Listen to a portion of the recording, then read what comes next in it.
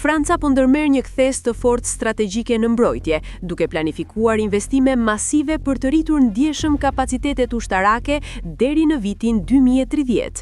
Me 8.5 miliardë euro të dedikuara për dronë dhe raketa, fokusi kryesor është rritja e stokut të municioneve dhe sistemeve ajrore, sidomos pas mësimeve nga lufta në Ukrainë dhe tensionet globale.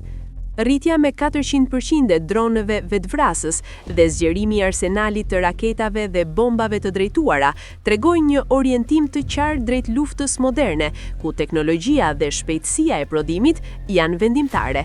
Ndryshe nga qasjet tradicionale, Franca nuk po synon zgjerim të madh të ushtrisë apo blerje të shumta të mjeteve të reja si avion apo anije luftarake. Përkundrazi, prioritet janë municionet, mbrojtja ajrore dhe zhvillimi i kapaciteteve vendase prodhuese. Rritja e buxhetit të mbrojtjes deri në 76.3 miliardë euro në 2030 pasqyron shqetësimet në rritje për sigurinë në Europë dhe mundësinë e konflikteve të ardhshme.